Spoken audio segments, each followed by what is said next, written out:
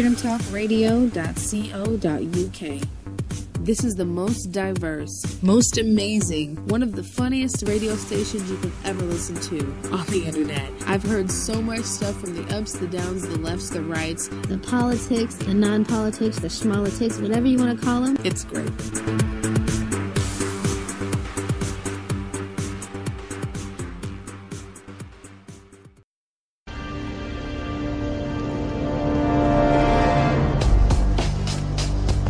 The Matrix is a system, Neo. That system is our enemy. But when you're inside, you look around, what do you see? Businessmen, teachers, lawyers, carpenters, the very minds of the people we are trying to save. But until we do, these people are still a part of that system, and that makes them our enemy. You have to understand, most of these people are not ready to be unplugged. And many of them are so inert, so hopelessly dependent on the system, that they will fight to protect it. Were you listening to me, Neo? Or were you looking at the woman in the red dress? I was... Look again. Freeze it.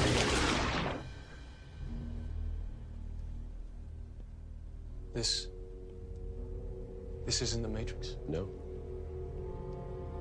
It's another training program designed to teach you one thing. If you are not one of us, you are one of them. What are they? Sentient programs. They can move in and out of any software still hardwired to their system. That means that anyone we haven't unplugged is potentially an agent. Inside the Matrix, they are everyone, and they are no one. We have survived by hiding from them, by running from them. But they are the gatekeepers. They are guarding all the doors, they are holding all the keys, which means that sooner or later, someone is going to have to fight them. Someone. I won't lie to you, Neo. Every single man or woman who has stood their ground, everyone who has fought an agent has died. But where they have failed, you will succeed. Why? I've seen an agent punch through a concrete wall. Men have emptied entire clips at them and hit nothing but air. Yet their strength and their speed are still based in a world that is built on rules. Because of that, they will never be as strong or as fast as you can be. What are you trying to tell me? That I can dodge bullets? No, Neo. I'm trying to tell you that when you're ready, you won't have to.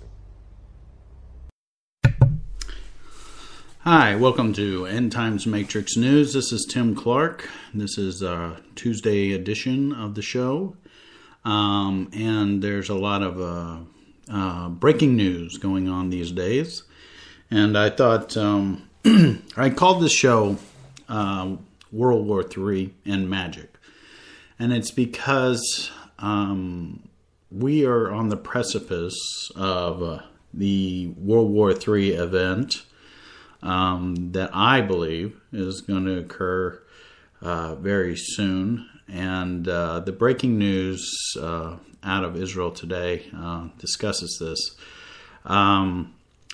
The goal of the show, of course, is like what Morpheus is saying, is for folks to unplug from the system, unplug from the Matrix, and come to the final conclusion that the only way out of this mess that we're in is not through political solutions. It is not through peace deals orchestrated by John Kerry.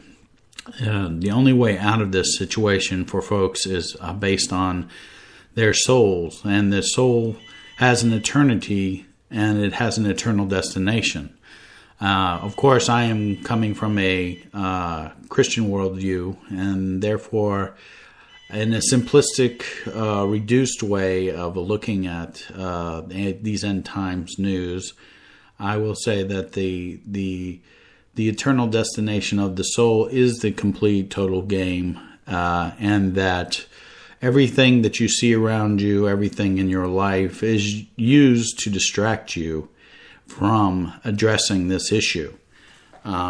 Whether you believe in this or not, the fallen angelic world headed up by Lucifer is in command of this this dimension as far as he has authority over it.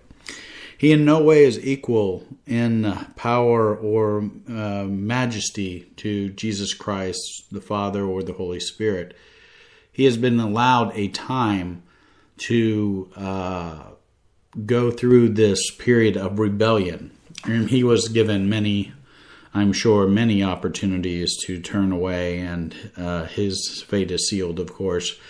But his only goal now is to lie, cheat, and steal and convince people to join in his rebellion and to basically accept a penny in the hand now versus $1 trillion later. And that's exactly how you need to look at this, what's going on. Wars are not just happen by happen chance. These are manufactured. These are controlled by people who profit off wars. And it's not just a profit motive. It is about control and power. And Lucifer, of course, if you look in the Bible, was always about giving up kingdoms, and all the kingdoms he offered Christ if he would only bow down and worship him. And this is the same game. It's still going on these days. Our mortal lives are just limited in scope in that we don't have a long time on the planet to live, between 70 and 120 years maximum. And this has been the goal of the secret societies and of Lucifer, to basically have God's creation turn against him, reject him, and worship Lucifer as the God of illumination. And the secret societies are firmly behind and on board of worshiping Lucifer and illuminating the world to Luciferian doctrine. And we discussed that last two times. We were discussing Freemasonry and the origins of Freemasonry, the post-flood influence of Freemasonry, and it's Jesus is dealing with secret societies in his day and age, and during these end times, we're dealing with the secret societies also.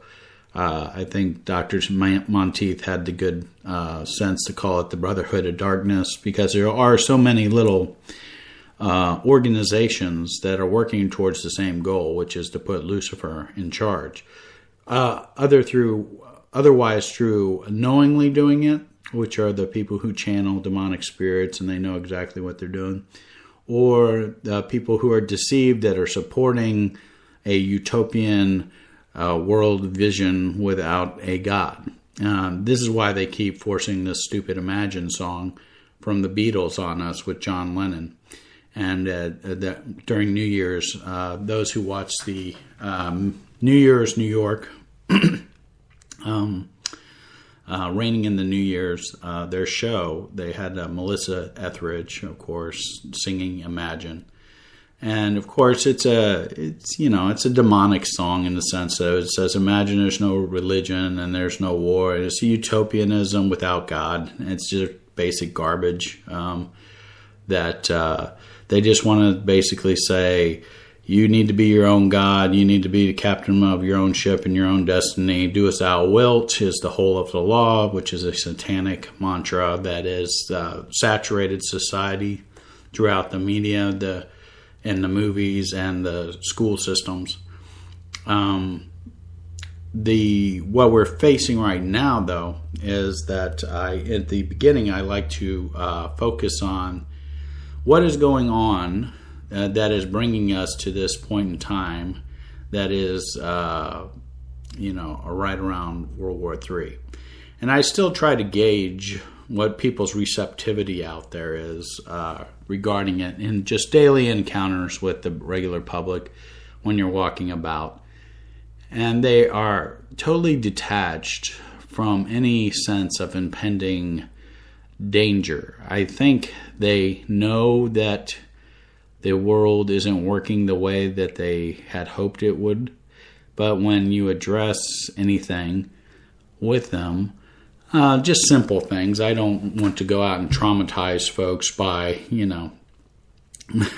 talking about politics and and world wars and things like that.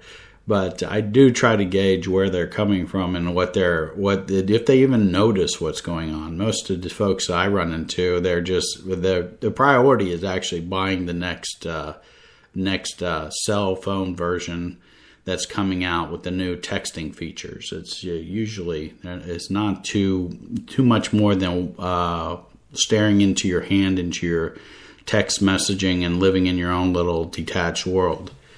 But I was out today, and I was just trying to see what gauging what people's opinions on things were. And, if somebody says something about Obama or something like that, and I say, yeah, it doesn't seem like he's going to leave office, does it? And they just start, their eyebrows just raise, and they look at you. And of course they go, well, there's a conspiracy lunatic there. Well, no, the obvious, I don't go any further than that necessarily, but I see that these folks don't even want to contemplate that this person is operating way beyond the laws, and those who are in charge to enforce the laws have no intention of enforcing the laws. The one world government, the United States currently has a one-party system, which is the Republicans and Democrats working in order to betray the Constitution and bring in the New World Order. And of course, America is being used as the police thug for the New World Order. And that's why we're running around bashing countries and doing everything that's basically unrepresentative of a democratic republic.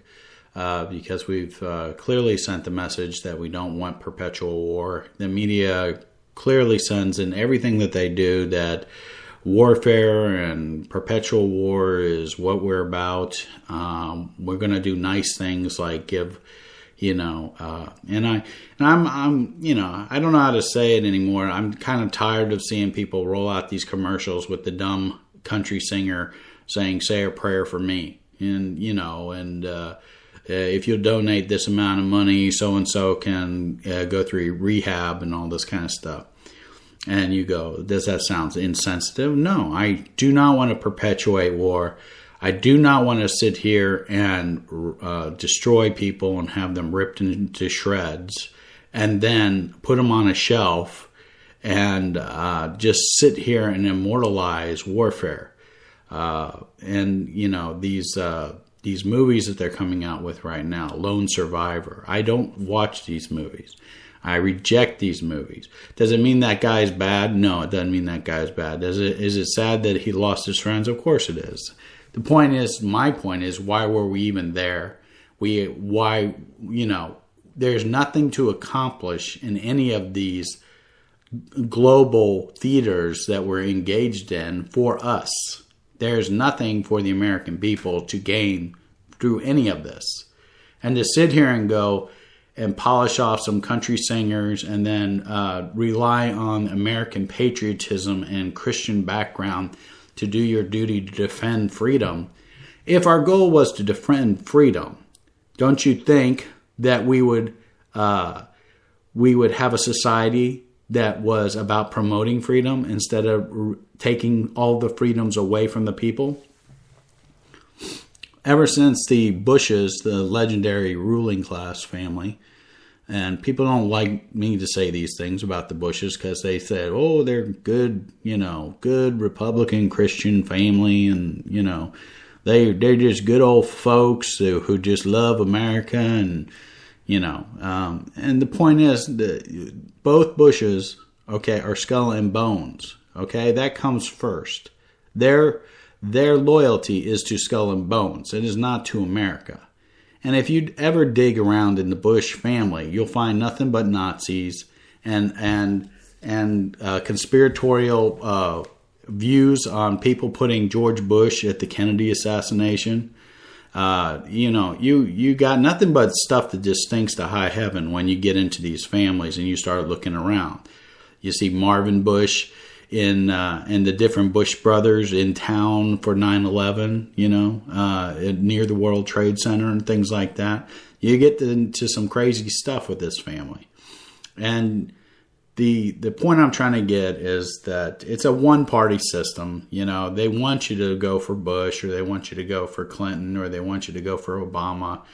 It's basically a Hegelian system, which just means pit one side against the other, steer the herd to the middle, and that's what they try to do.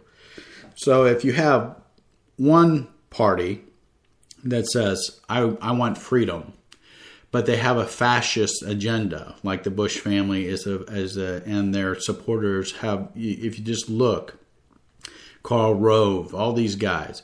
Rove's grandfather, I believe, was associated with building the concentration camp of, I believe it was Birkenau. And you got all this Nazi-saturated contacts with all these folks, and with the Rothschilds. And, you know, you got Arnold Schwarzenegger sitting there during the Bush presidency as Mr. Fitness for America. And you got pictures of him standing there with the Rothschilds and his skull and bones rings and all this other garbage. The point is, what I'm trying to say is that the parties basically represent a fascist worldview. The Republican Party is set up as the fascist camp with the Bushes at the top of that thing, representing the public face. They're the skull and bones facial personas that are put forward to talk patriotism, but all we get is all this elitism and these multinational corporations benefiting from warfare.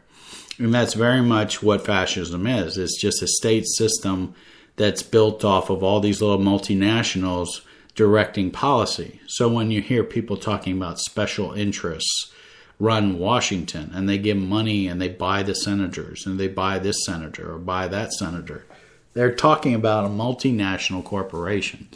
And those are usually fronts for all these elite families that have been orchestrating wars for a long time now. A lot of people call them the Illuminati. Well, they do believe themselves as being the illuminated ones that deserve to rule. And there's that attitude, you've always had this attitude within the blue blood ruling classes, that they are God ordained to rule. And this goes all the way back to the Nephilim stuff, talking about the hybrids. And, if you go back into the priest-king arrangements and stuff like that, these Nephilim offspring descendants have often been ones to rule their little city or their country or their province, and they intermarry with each other knowing this.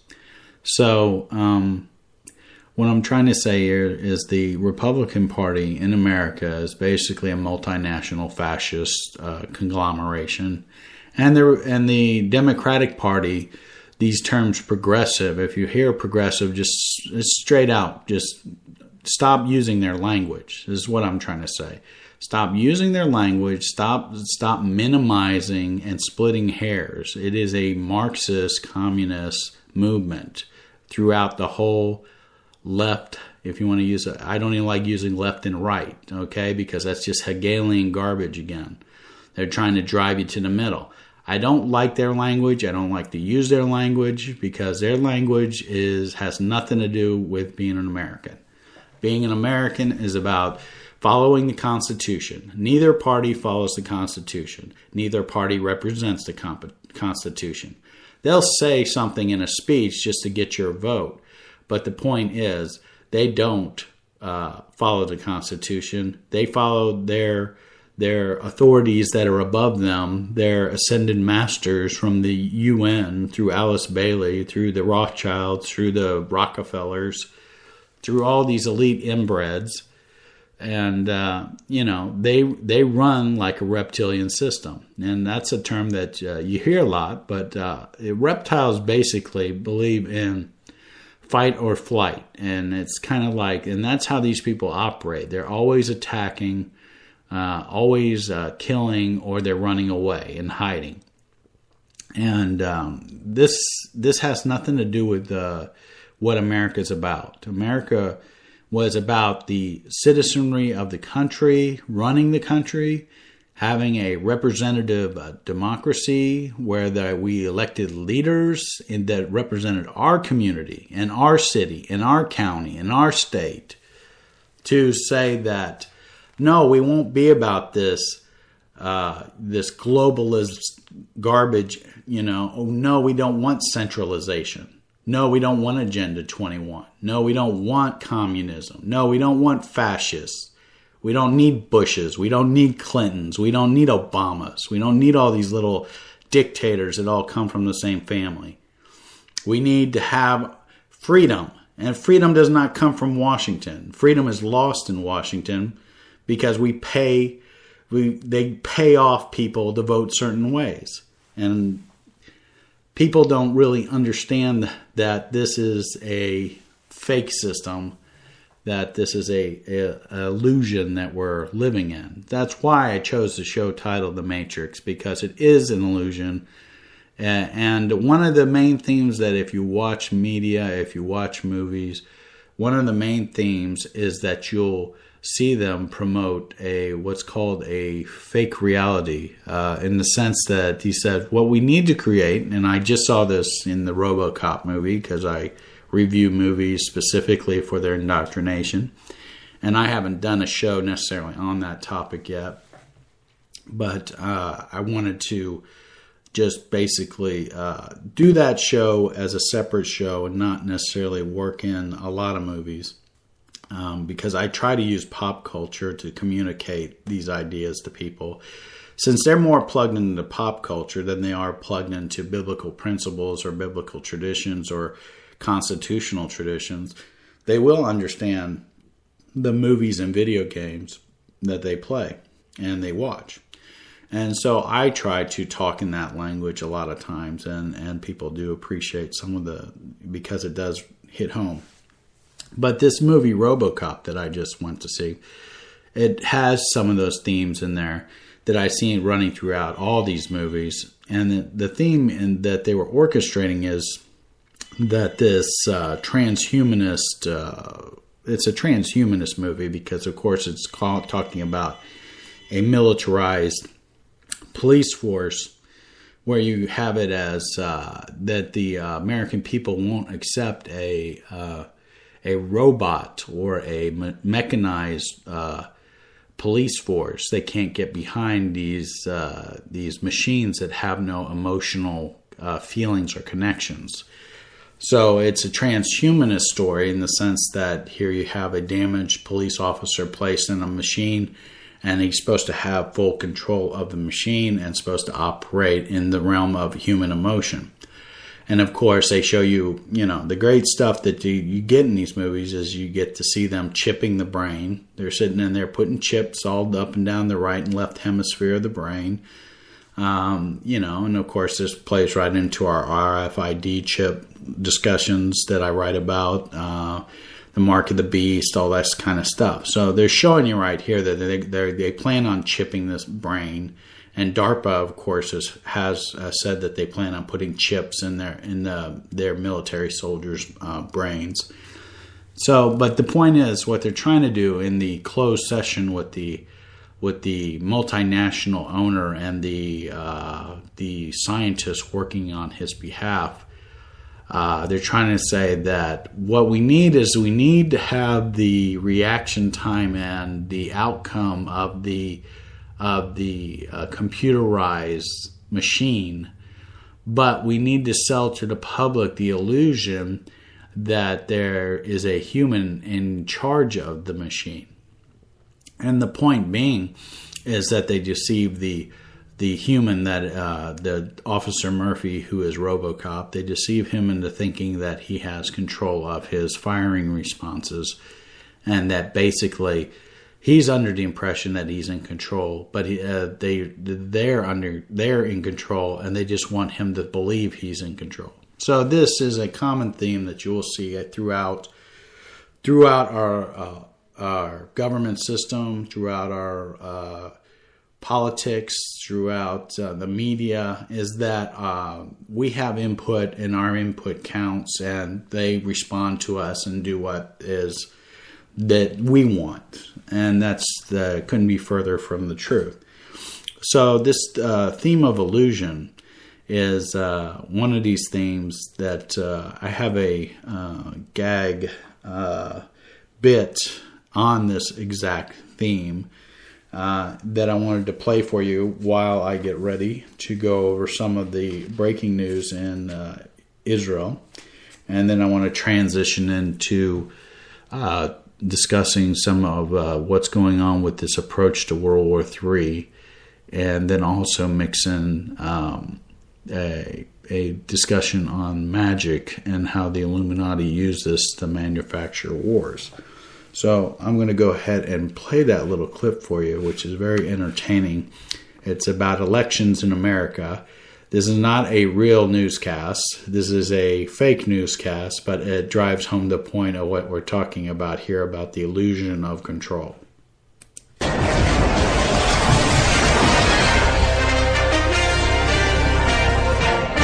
Moving on. If you planned on following the presidential election in November, you might want to plug your ears. A big election spoiler is coming up. A minor software glitch at the Diebold Corporation today caused thousands of electronic voting machines to accidentally release the results of the presidential election months ahead of schedule. According to the group of military and corporate leaders that has chosen every American president since Eisenhower,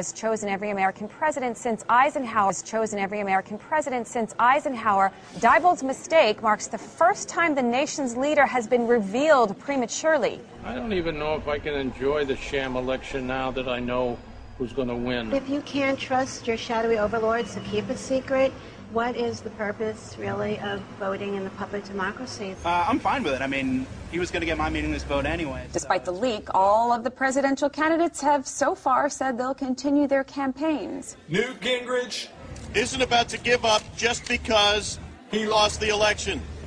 He'll give up when he's supposed to on election day. And he'll act surprised. Joining us now to talk about the leaked results is Diebold PR spokesman Ernie Kenilworth. Mr. Kenilworth, this was quite a mistake. And we at Diebold would like to formally apologize to all of our shadowy puppet masters. This will not happen again. Please have mercy on us. Do you think that people will still even vote in this election? We certainly hope they will. This country is based on the fantasy that the government is the voice of the people. Going through the motions of voting and keeping the kingmakers dealing secret is central to our culture. Why do we need electronic voting machines in the first place? They're just not as reliable as our cloaked masters, no matter how good the software gets. Well, I understand people's concerns, but from now on, we at Diebold will see to it that we properly safeguard the illusion of democracy, the illusion of democracy, the illusion of democracy, the illusion of democracy, the illusion of democracy for all Americans. Well, let's hope so. So, for those of us who will watch, what can we expect on election night? Oh, the same great show that you have always seen. We will be pretending to count votes, pretending to count votes, pretending to count votes, pretending to count votes, and we will be running an ongoing total throughout the night. But wouldn't it be possible for them to just choose a different president so that we'll still have that same great surprise? No, I don't think so. However, that does not rule out the possibility for a staged assassination, after the president has been placed in office. Oh, I take it that's a hint. You won't get anything else out of me today, Gina. I've already said too much. I've already said too much. I've already said too much. All right. Well, thank you for being with us, Mr. Kenilworth.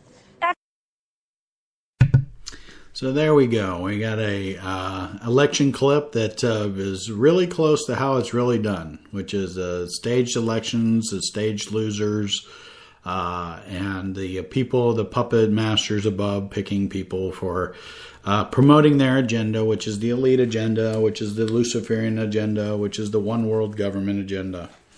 And so what I want to do now is I want to transition into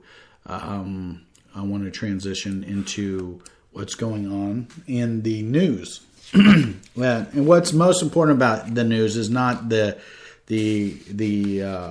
distraction stories out there that talk about Hillary and running for president, or Christie and his bridge, or any of the other Republican nominees that will possibly run for, like Santorum, or any of these recycled, warmed over Republicans that they break out to stir up some kind of voter interest to keep people distracted for some election that probably will never ever occur in 2016.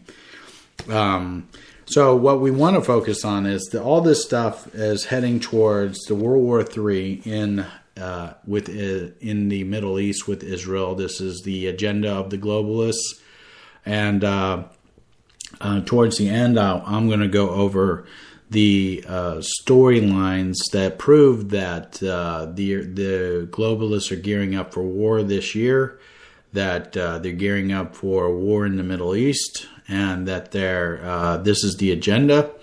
And I'll also talk about World War III, and more than likely it's going to occur this year at some point. I know that's kind of strange to say that, but from what I'm putting together from all the subliminal messaging and the movies, the Illuminati storylines that they keep talking about, I'm going to go over these things with you. So we're going to go to the Israeli news because there's two interesting developing stories with Israel right now.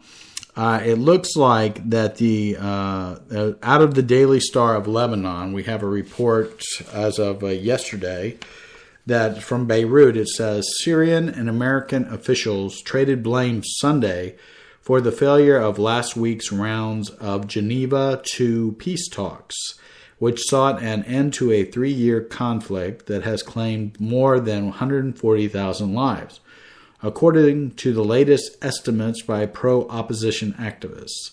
U.S. Secretary of State Skull and Bones John Kerry blamed obstruction by the regime of President Bashar Assad for the breakdown in talks.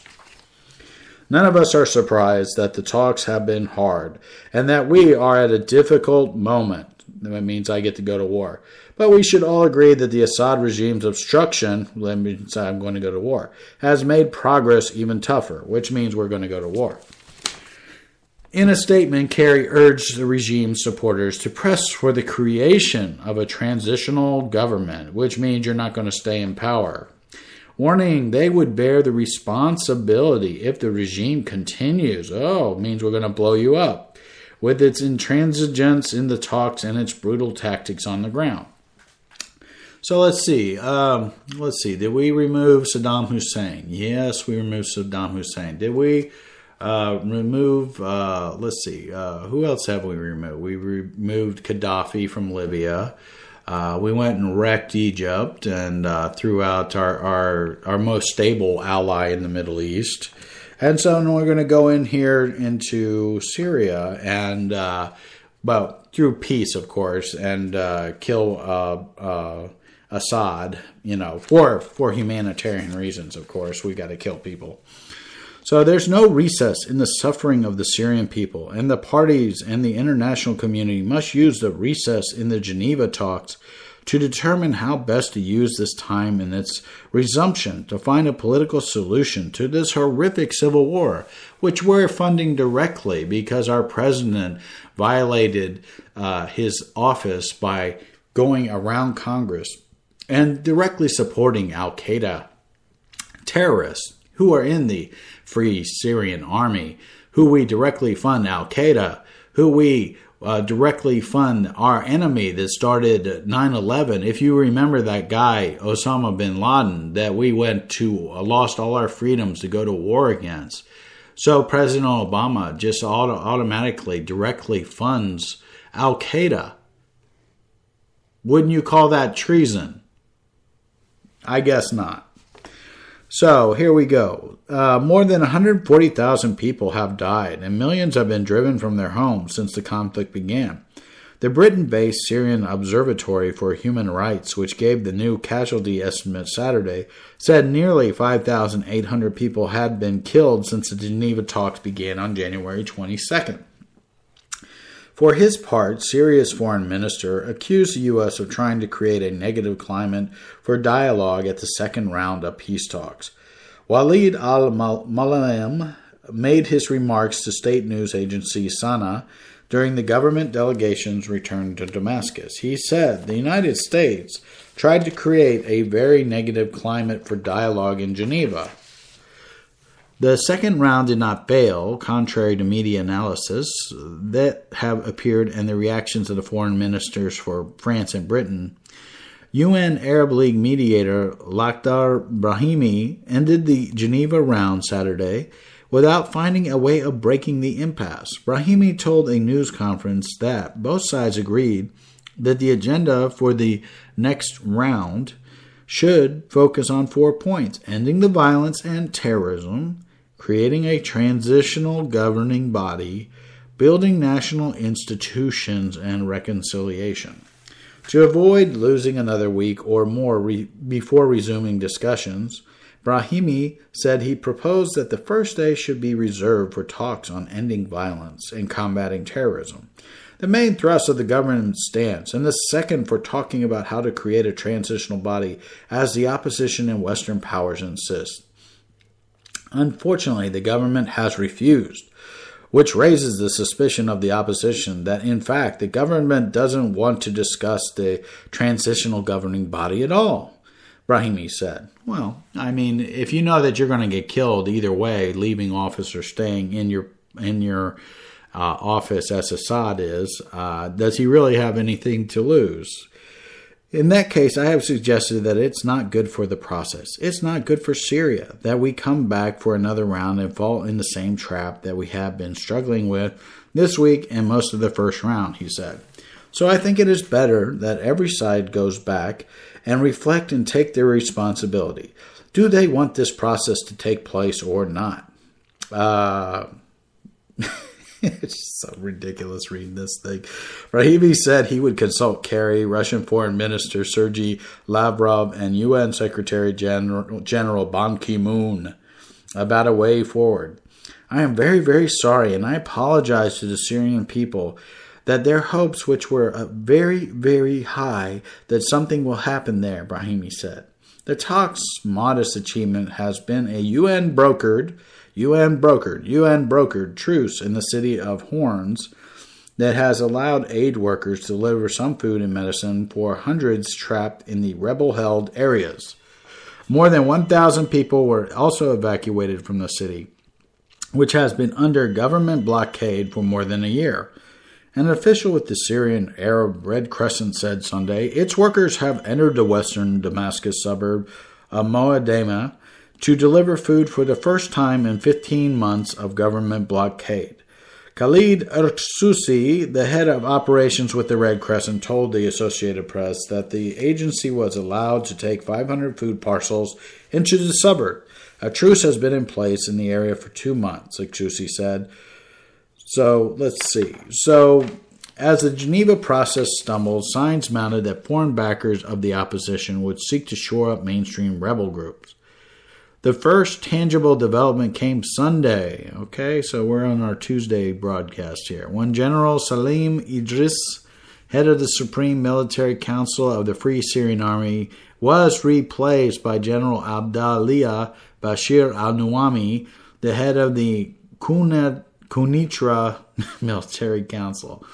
There was speculation that the move was linked to the weekend's about face by Assad Mustafa, the defense minister in opposition's interim government.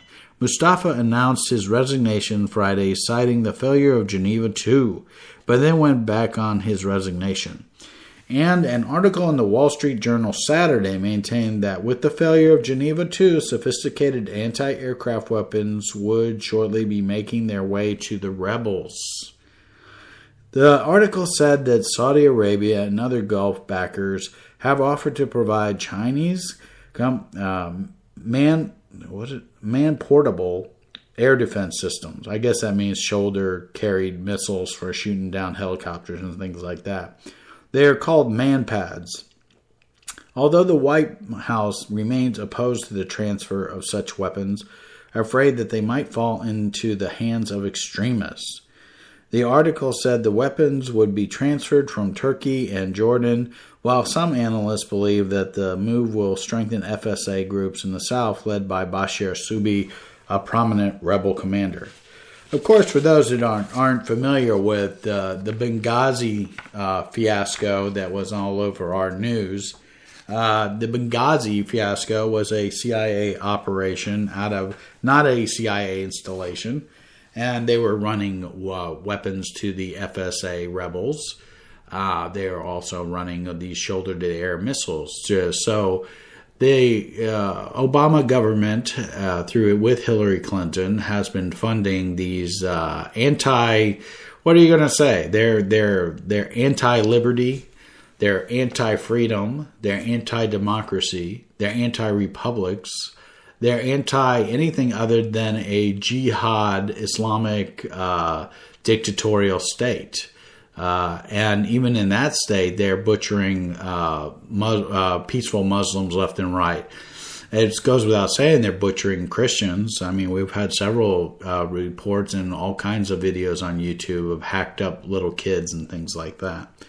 And these are the people that are Obama is using our money to fund these bums who are anti everything that the American people ever stood for. And it's called treason, and we're not going to, nobody in government's going to do anything about it because they're all in on wanting the one world government. So it's very easy to understand if you understand why they're not doing anything. They're just trying to get to World War III and trying to get into a martial law situation. So that freedom of speech, freedom to think for yourself, freedom to not be psychopathic, warmongering maniacs, people who want to live peacefully, that know how to treat their neighbors, that want to praise God and read their Bible and teach their kids right and wrong. These are not the people that are running things. The people running things are little Luciferians, and they want whatever deals they cut with Lucifer, that's what they're after, and in the end they'll be deceived. So that is what is going on with, we're going to war. So there's no way around this. We stopped them from going to war with Syria late last year, toward October and November, when social media and all of us that are internet folks who get out the news, for those who are brain damaged from the Bill O'Reilly reports, where he supports the Syrian war. And every idiot on Fox supported the Syrian war.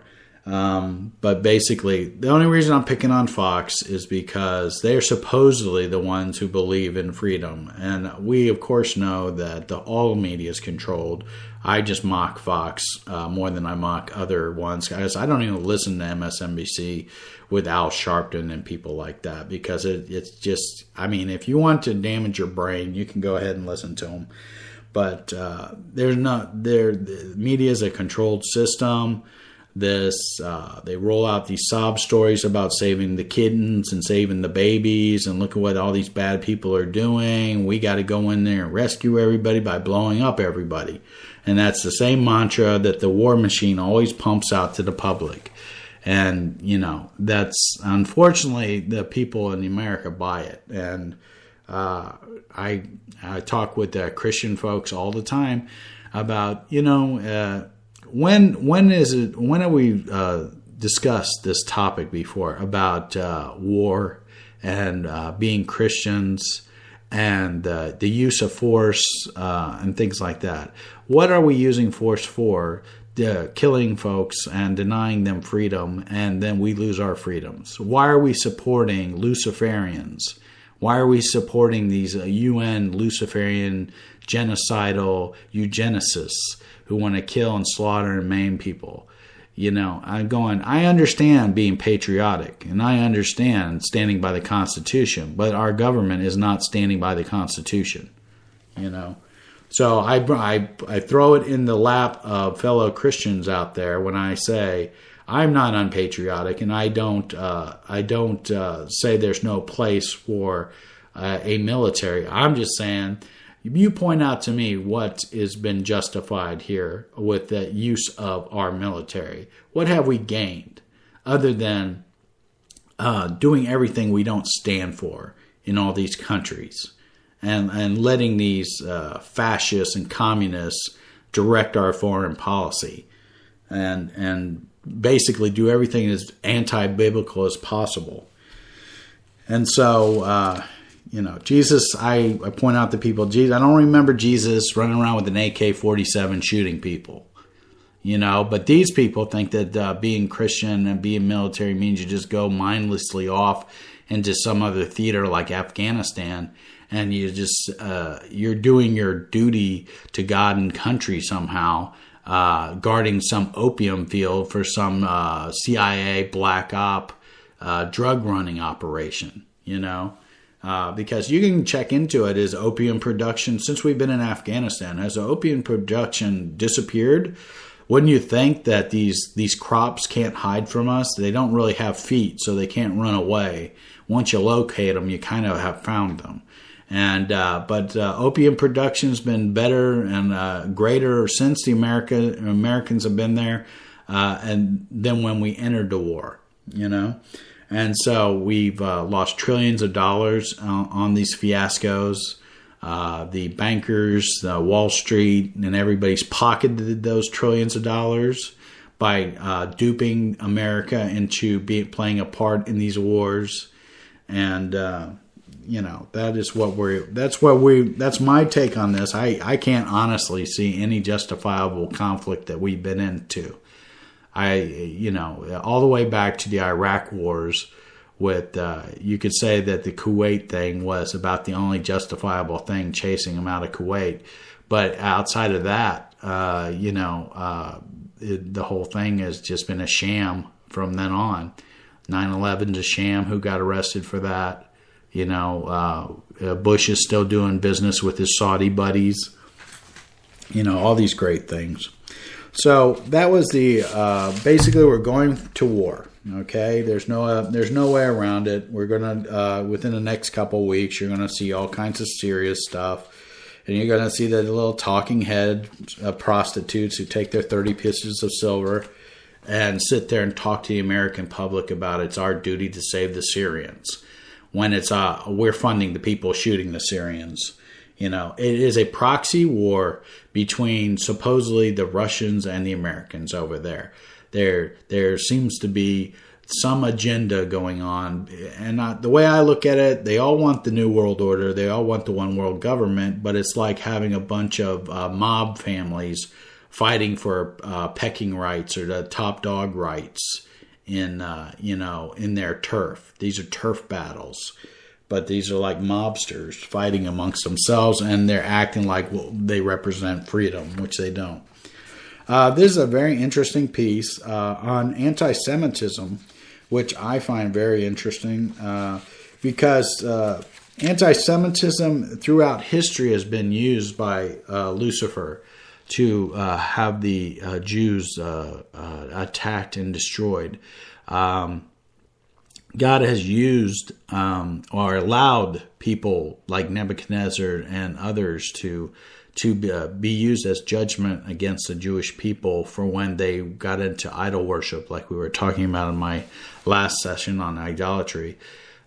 He used the Gentile world to punish the Jews for when they rejected God. And the whole point was that they were scattered abroad throughout all the countries. When Nebuchadnezzar came through, and then finally with the Romans and the destruction of the temple in 70 AD, the Jewish tribes were scattered throughout all these countries into and relegated to what I want to call a persecuted population, in the sense that they maintained their tradition and they stood out. And the Lucifer in his agenda has always been to destroy anything that represents God, represents his creation. So he's always been anti-human in general. He wants to destroy every last human and take every last soul he can to hell. But he's also been anti-Jewish in the sense that God chose these people, chose Israel, the descendants of Abraham, to represent his glory to the earth through this body.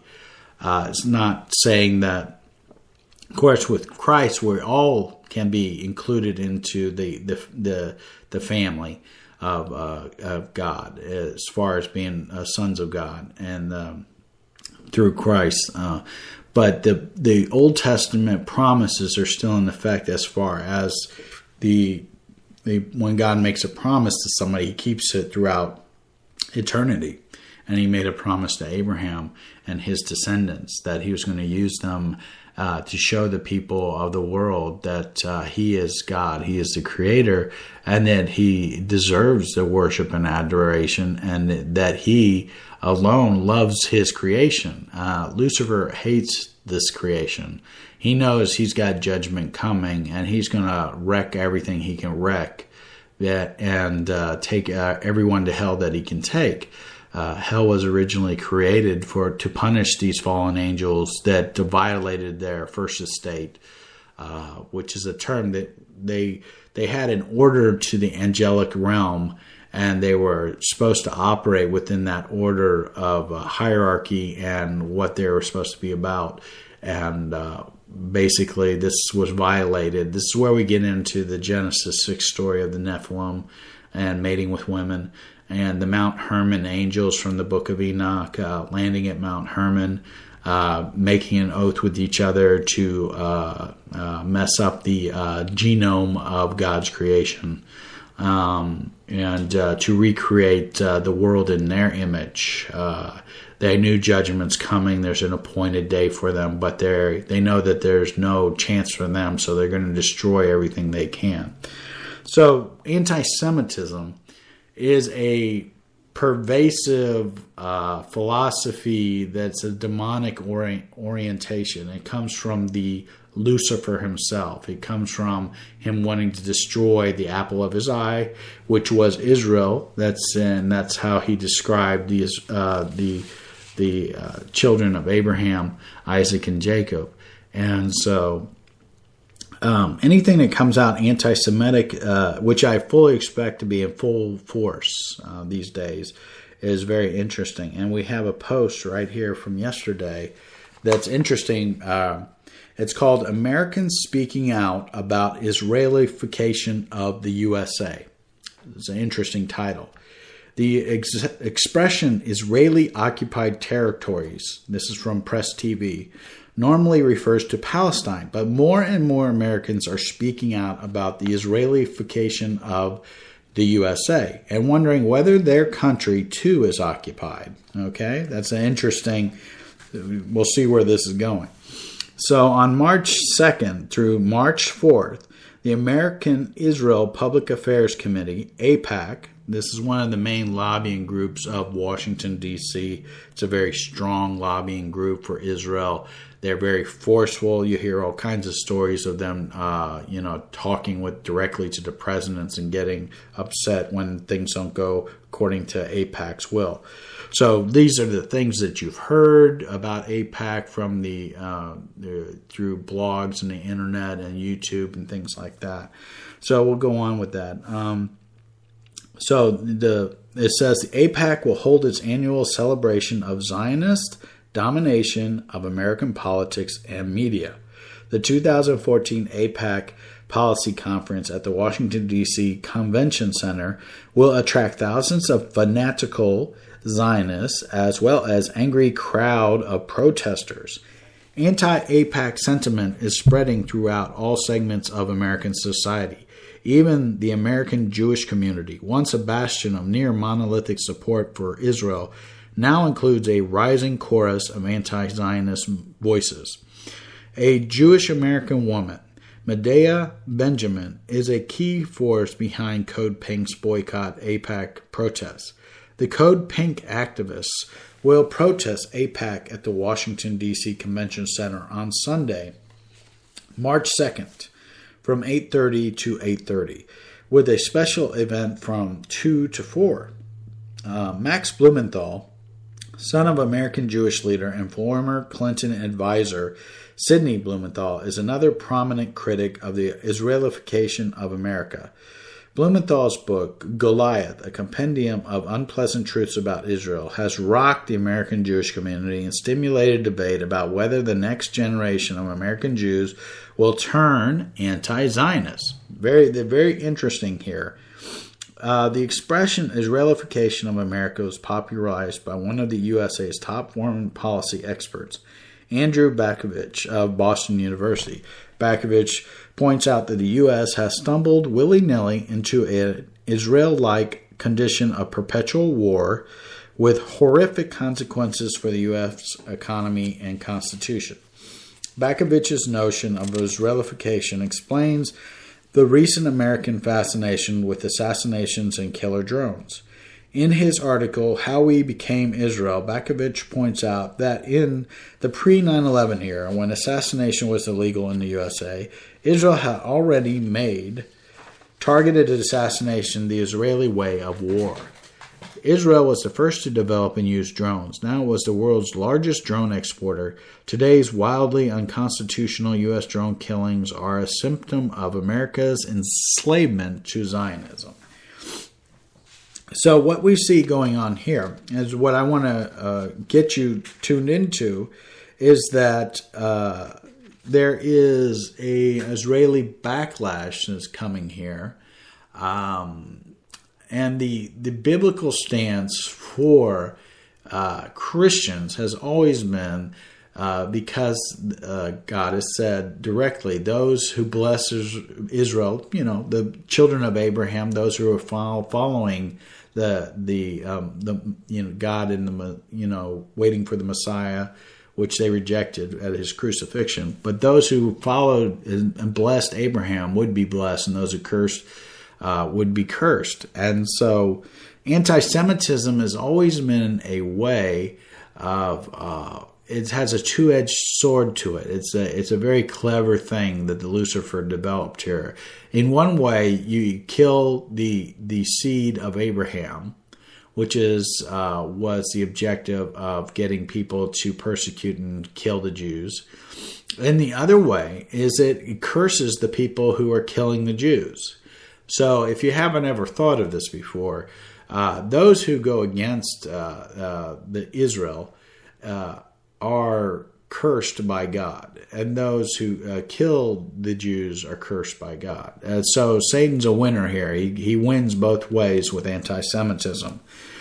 So it says, Israel's Prime Minister Benjamin Netanyahu celebrated 9/11 with the ecstatic outburst, "It's very good." Then Israeli Prime Minister Ariel Sharon crowed, "We Jews control America, and the Americans know it."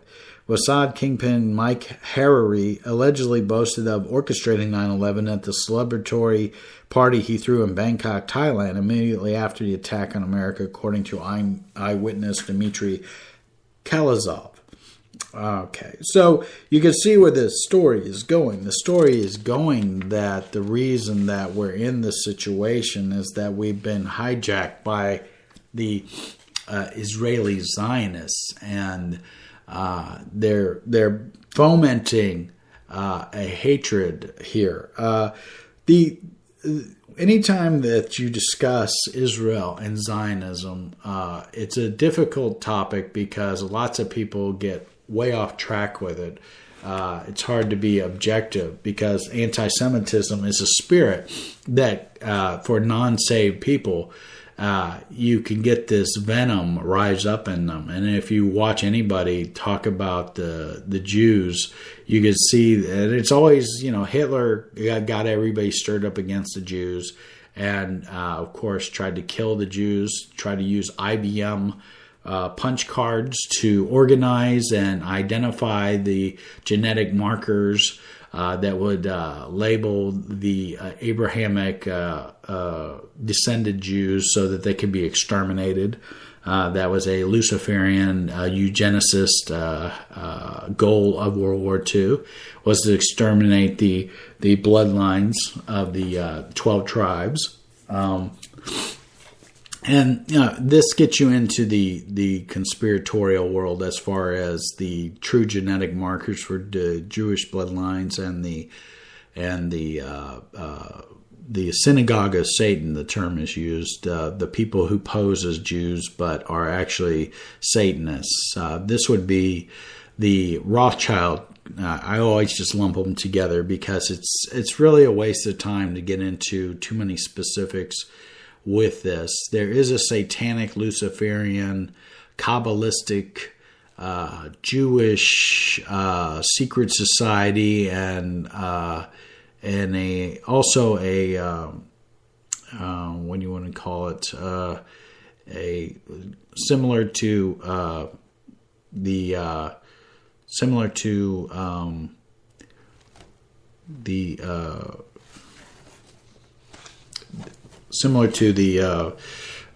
Hitler Nazification, which they wanted to kill the Jews, basically lumped under anti-Semitism. So I just, as a simple way of discussing the Jewish situation, I will just say there's a satanic Jewish element, just like there's satanic Satanism in the Catholic Church or in the Protestant Church. There's this hidden satanic seed that gets into all these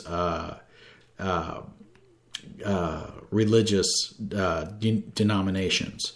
The reason why this happens is because that the story of the wheats and the tares is a biblical story to teach us that in the end times that the wheats and tares will spread up together, and they're hard to differentiate between the good wheat that's growing and the tares, which are basically weeds. The weeds entangle themselves around the stalks and the roots of the wheat, and so if I try to pull up the tare or the weed, I'll pull up the good plant also. And the point being here is that just like when you watch Hamas or watch any news report where they'll be like in the middle of a civilian population, they'll locate their guns or their rockets and stuff right in the middle of an apartment complex or something. The point is, if I want to get that terrorist, so to speak, I generally end up hurting a lot of innocent people that have nothing to do with that terrorist. In the same way, this is Lucifer. Lucifer tries to dress up as a preacher in the pulpit and preach his Luciferian doctrine. This was why I was discussing Freemasonry. Freemasonry, in the semblance of the wheat and tares, infiltrated the churches and the seminaries like all Luciferians do. They appear on the surface to be saying one thing, but with double speak, they mean another thing. And so they got heavily integrated into the Southern Baptist Convention, where they were the Southern Baptists had to deal with that issue, and other folks have had to deal with that issue, and that's what we were discussing last time.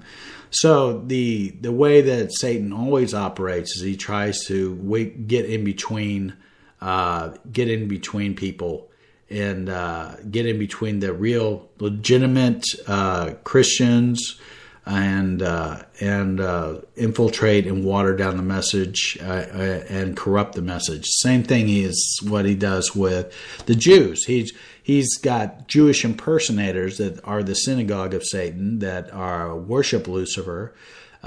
They do the Kabbalistic rituals. They do the Zohar, and they do everything that came from Babylon, which is the black magic of Babylon that Daniel had to avoid and deal with when he was there.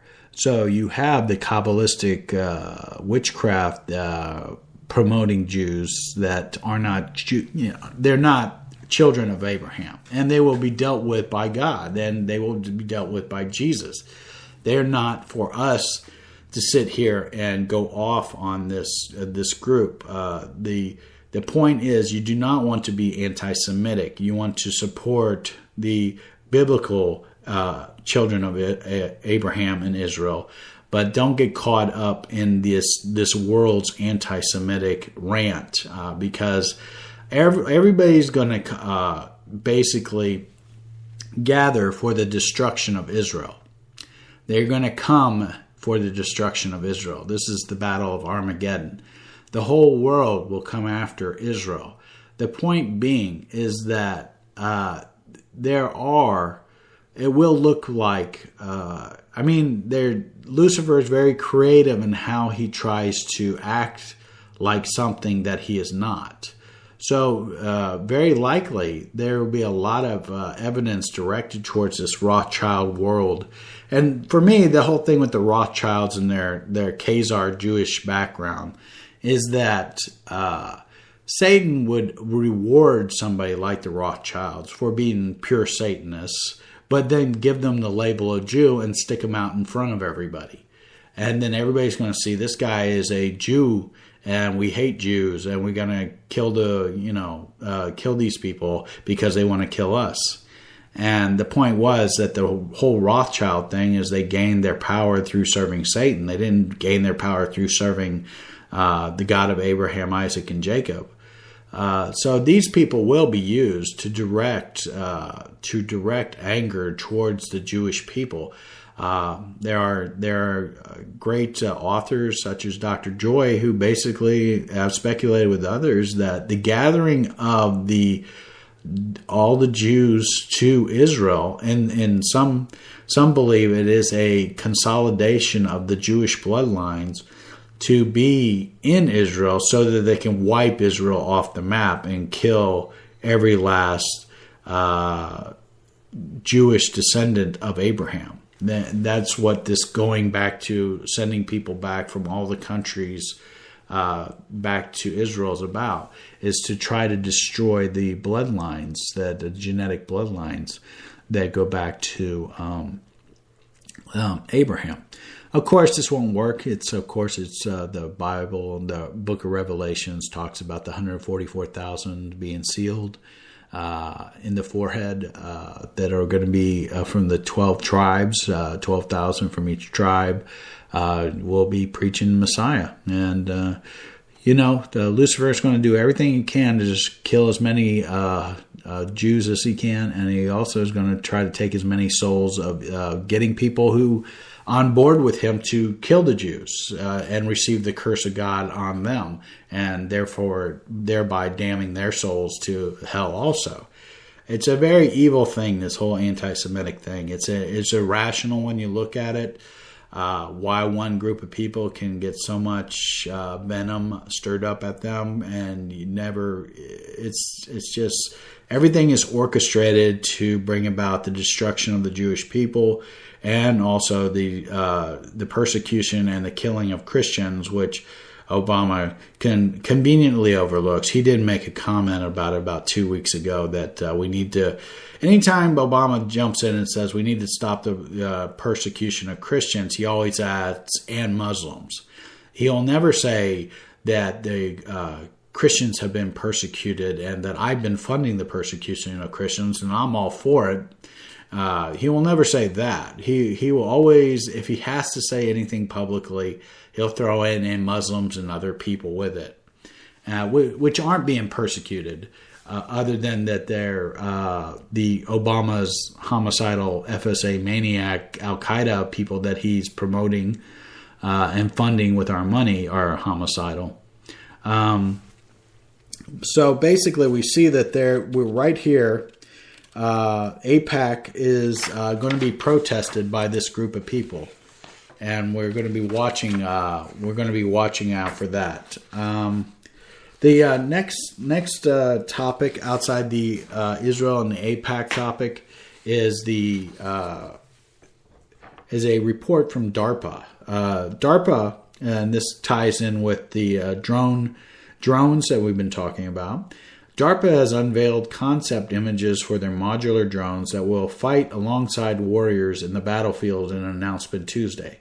DARPA launched their Transformer program in 2009 with the intent to provide troops with flexible terrain-independent transportation for logistics. personal transport and tactical support missions for small ground units. And last year, the aerial reconfigurable embedded system vehicle concept was chosen to move forward. Now, DARPA has released several concept images illustrating how the Ares may look, Red Orbit reports. The Ares will be designed with the warrior's safety in mind and will aid in ferry supplies to and from otherwise inaccessible location. U.S. military experience has shown that rugged terrain and threats such as ambushes and improvised explosive devices can make ground-based transportation to and from the front lines a dangerous challenge. With Ares, more ground units will have access to a broader range of supplies, casualty extraction, airborne surveillance, and more. So this is an interesting report because we know that I will go back and use my RoboCop example. The show RoboCop showed, and I'll harp on that later as far as predictive programming. But the movie RoboCop showed that much like these Terminator, walking Terminator units. That you saw in the Star Wars movies, the Walker machines with the machine guns on them, those were part of this RoboCop movie. But also heavily influenced, shown in this was also the drones, the drones that could stop on a dime, the helicopter-style drones that could pivot and target and open up with all kinds of military ordnance. And they showed that killing terrorists, of course. Always killing these terrorists. But who are the terrorists? That should be a whole show just on itself. The fabrication of this, of the boogeyman known as terrorists, who will always have to be funded with high-tech weaponry by some government somewhere. And so, yes, this DARPA thing is just a sign of the future. And this also ties in with the Amazon article about him transporting all your Amazon items through these drones to your house, trying to cut out the whole shipping thing, just everything be aerial and delivered that way. So this is just more droning of America, more developing of drones. It's a police state move. There's no justification for drones. There's not that many puppies that are missing, and there's not that many kids that go missing that need RFIDs and drones. They're going to be sitting there camped out over you, surveilling you in your car, surveilling you, and it's all police state stuff, and they're just lying their butts off about what they intend to do to the American people. And you're living in a fantasy world if you think America is America anymore.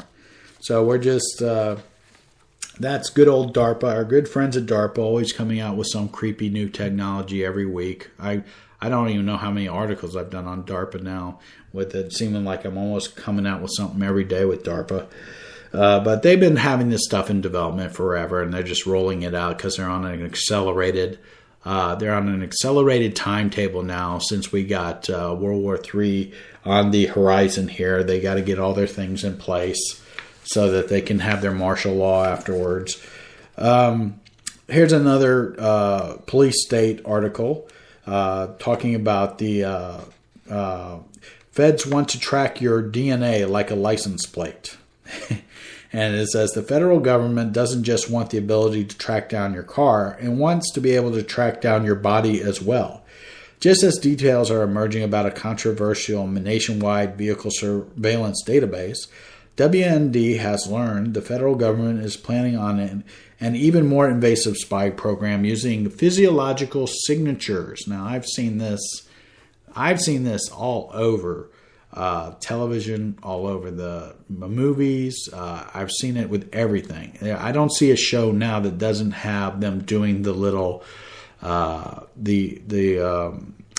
the term? The biometric scanning of the facial features and stuff like that, tracking them from all the cams all over the traffic cams, the web cams, the store cams, all these stupid police shows that they got. That I do watch these stupid police shows because that's part of my job, is to watch these things for the propaganda that they're putting out. Everything's militarized. There is no Mayberry anymore. There is no Andy Griffith and Barney anymore. We're sitting there, everybody's got to go through a full background check and then more than likely get shot because they're a terrorist or something like that. It seems like the storyline of every show now. Okay, so it's saying that the goal of this research is to detect as well as analyze and categorize unique traits the government can exploit to identify, locate, and track specific individuals or groups of people. There is a television show, if you want to look it up sometime. It's called Person of Interest. And it basically is what I just said right there. Specific individuals or groups of people of interest they want to track. According to the program's statement of objectives, the scope of human-centered intelligence, surveillance, and reconnaissance, or ISR, research spans the complete range of human performance, starting at the individual, molecular, cellular, genomic level. Documents W&D located through routine database research reveal the ability to follow people by detecting certain characteristics of operational interest. Is designed for U.S. military intelligence gathering superiority. It remains unknown when such capabilities might transition to the realm of domestic counterterrorism or law enforcement operations. However, the feds, through the Air Force Research Lab, are recruiting private sector assistance in order to make this biosignature spying a reality. Existing ISR systems are ideal for identifying and tracking entities such as aircraft and vehicles, but are less capable of identifying and tracking the human. The lab says in a planning document known as Broad Agency Announcement, or BAA, the human-centered ISR leverage science and technology program will seek to develop, with outside help, the technologies that the government can use to identify, locate, and track humans of interest within the operational environments. So, research specific to fusing and analyzing censored data has undergone consistent growth, but such efforts have been system-centric and fail to adequately address the human element. This new research scheme seeks to strengthen the ability of intelligent analysts by placing the human component at the forefront of their efforts. AFRL's research could have implications for a variety of domains such as airspace and cyberspace. So basically they're talking about they want to track you and your vehicles. It'll be shared by all law enforcement, so you got all centralized everything again. What they don't really tell you, all these little pieces of information like I'm talking to you here today, what they don't tell you about is that the development in technology is so rapid. I mean, they've already developed all this stuff that we're talking about here. They're just trying to roll it out into society on an accelerated, overwhelming pace to numbify your brain so that you can't, so that we're basically dealing with Kurzweil's exponential curve of what he describes when you hit singularity. This is a term that I even heard last night used on the show Intelligence, where the guy called the main character of that show has been chipped and is a transhumanist, in that he processes computers all around him at lightning speed. And one of the characters who was sitting there, who got brought in and finally recognizes that this Gabriel character, I believe his name is Gabriel Vaughn. The show's called Intelligence. You can look it up if you're interested. It's a transhumanist show, and this engineer of nanobytes, of course, always nanobytes, remarked on meeting Gabriel that he recognized that he is the future in evolution and that he should be proud to be who he is. that he should embrace his transhumanism. And it just went on this transhumanist geek love fest, which these moronic doctors are going to promote, which will lead to the mark of the beast and the damning of their souls. And, you know, it's ridiculous how hardcore they're pushing this transhumanist garbage on us at this time. So, yes, transhumanism is all the rage right now. And there's another piece of news here that I wanted to just touch on. This is a different type of article. This is not related to the government or war. It is related to this in a roundabout way. Is related to something interesting, and it does relate to the ruling class, the elites, the globalists, the blue bloods. So it makes you go, what are these folks up to? This section here is Richard III's secrets about to be revealed. Richard III was a king of England, and so I find this interesting. I haven't gotten to the groundwork on this one. I'm still trying to, because the English history is so involved. There's lots of folks who know it intimately. We have shows on the Netflix on the Tudors and the Borgias, and we got all kinds of shows on the different dynasties of England. So I'm not familiar with how Richard III is related to the current ruling class. I do know that all U.S. presidents are related to one single king, and I can't remember if it's Longshanks or somebody like that. I don't remember off the top of my head. But the point is, this global, as the world is divided up into 10 kingdoms or 10 sections, these folks will come from these 13 bloodline Illuminati Satanist families. And when I see somebody like Richard III, I start going, that was a big pivotal moment in English history because of Richard II and Richard III. Richard II was deposed by, I believe, Richard III.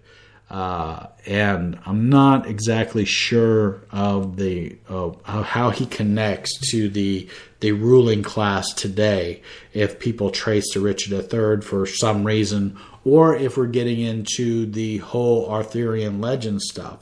So I have to come back on this one when I do my show on the Arthurian legend and how it pertains to end times. I'll get with that. But this is an interesting, quick little article here. It says, what a treat for all medieval historians. More than 500 years after he was killed, the skeleton of Richard III is giving them much more reliable biographical information than they acquired over the previous half a millennium. Henry VII, his successor and opponent at Bosworth, encouraged his court historians to produce a warped picture of Richard. So what they're saying is that they wanted to disinform the public about Richard, his successor did. So it says, thank God then for the miraculous discovery of his body in Leicester car park in 2012 and the undeniable truths it provided. Analysis of his skeleton showed the king didn't have a hunchback exactly. He suffered from scoliosis of the spine, meaning his vertebrae were bent sideways and his right shoulder was higher than his left. His skull had a big hole at its base where it is thought it was hacked away by a halberd. On the right side of his head, a blade had apparently thrust through the bone to a depth of more than 4 inches. Tudor soldiers were nothing if not thorough. Richard's DNA has already been analyzed, confirming that the battered body in the car park was indeed his. But his genome will tell us even more from beyond the grave. The original discovery only told us so much about Richard himself. He had a scoliosis, he ate seafood, he died violently, says the historian David Horspool, who is writing Richard III's biography for Bloomsbury. Anything that increases our knowledge would be interesting. The waxwork made of him guessed that he had black hair and very bushy eyebrows. Perhaps the genome will tell us something different. That genome, encoded in the DNA, will give the complete breakdown of the king's hereditary information. So this is where this story is going. This is where it got my interest. Why Richard III, and why do we want his complete hereditary information? This has to tie into something going on with the royals. This has to tie in with something that they have planned. And this is the Arthurian legend, is what I'm getting at. And I will, I'll have to ferret out this information. Love any feedback people have on this type of thing who are knowledgeable in British monarchies. In time, genome sequencing is bound to become the norm for skeletons of well-known people. Alfred the Great, whose pelvic bone buried in Winchester is thought to have been identified last month, must be a candidate for the treatment. And what about the remains of the last Tsar and Tsarina of Russia, murdered in 1918? Thanks to DNA tests, including samples taken from the last Tsarina's great-nephew, Prince Philip, the bodies were proved to be authentic in 2008. Who knows what further secrets full genome sequencing would produce? The University of Leicester, which is carrying out Richard's analysis, says the new data will give insights into his genetic makeup, including his susceptibility to certain diseases, his hair and eye color. They also expect to discover new material about his genetic ancestry and his relationship to modern human populations. They say here that genome sequencing is still in its infancy, which is just garbage. I mean, they've had genetic information and known about how to do cloning and all kinds of sequencing and stuff for decades. They're just rolling this out to the public here. Let's see here. It says, by comparing Richard's genes with one of his living relations, scientists will also see what other segments of DNA have passed down the royal bloodline. Here we go. And it's royal blood that makes this project so exciting. It's blood that defines the monarchy. Blood and blood connections that have divided and created British kings and queens for more than 1,000 years. We like to think we're more democratic these days and less enthralled to hereditary power than in 1485. But in fact, we're more obsessed with royal blood now. The throne has now passed to the closest direct heir for 300 years, ever since George I succeeded in 1714. Before then, the succession was a perilous game of snakes and ladders, thwarted by Catholic blood, revolution, and invasion. Henry VII's claim to succeed Richard VII at Bosworth was staggeringly tenuous. His mother, Lady Margaret Beaufort, was the great-granddaughter of John of Gaunt, Duke of Lancaster, the fourth son of Edward III. On that basis, we're all close to becoming the next monarch. Okay, so we see this story, how it fits in as bloodlines and right of succession, right to rule.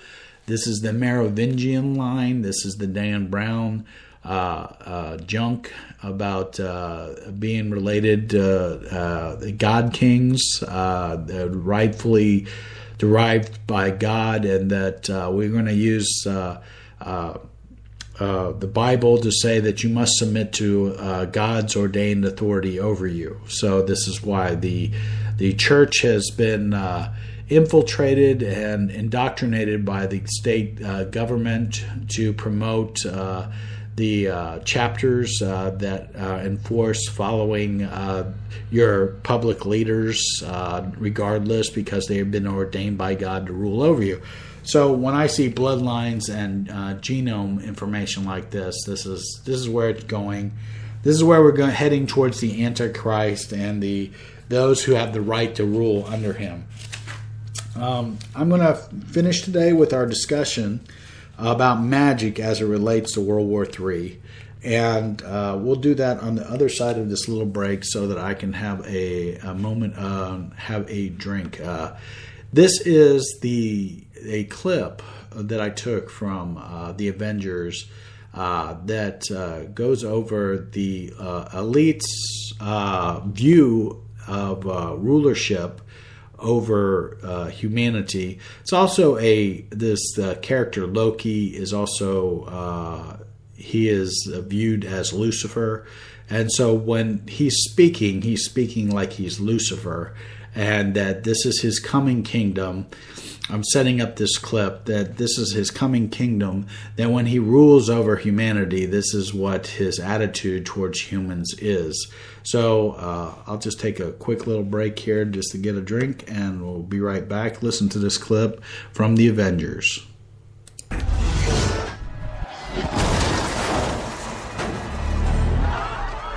Kneel before me. I said...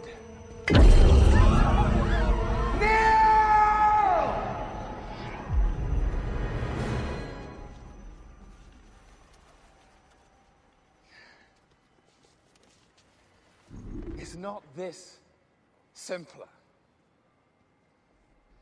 Is this not your natural state? It's the unspoken truth of humanity that you crave subjugation. The bright lure of freedom diminishes your life's joy in a mad scramble for power, for identity. You were made to be ruled. In the end, you will always kneel.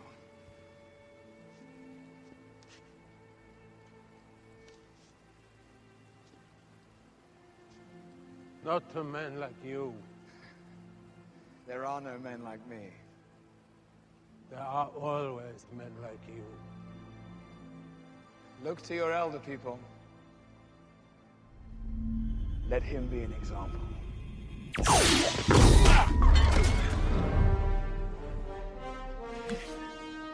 You know, the last time I was in Germany and saw a man standing above everybody else, we ended up disagreeing. The soldier. The man out of time. I'm not the one who's out of time. Loki, drop the weapon and stand down.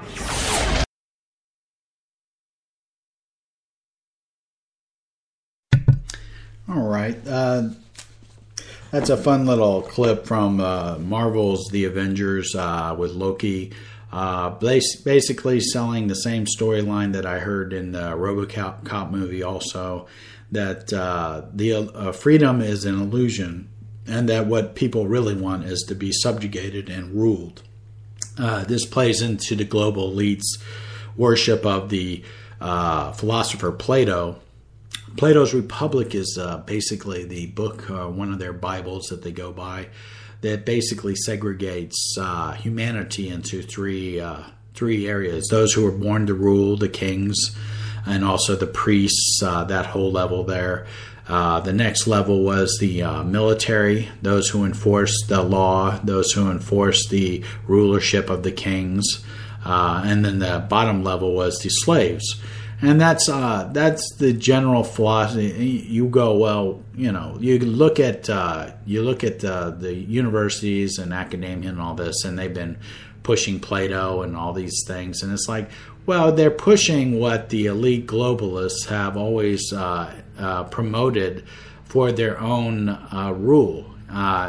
You have to look at that. There's a lot of good literature out there that has never made it, because the system will always promote itself, and the system wants a top-down rulership, and they want you to think that you have a part in ruling your own destiny, but that's not true. So what I'm going to do here is we're going to transition, and this is what we're transitioning to, that it was talked about in the last century that Albert Pike was a Freemason, the head of Freemasonry in the 1800s, mid 1800s, up to his death in, I believe it was 1891. But he is, legend has it that being the head of the Scottish Rites Freemason, I believe wrote his book, his classic Morals and Dogma of Freemasonry, who is constantly quoted as far as saying that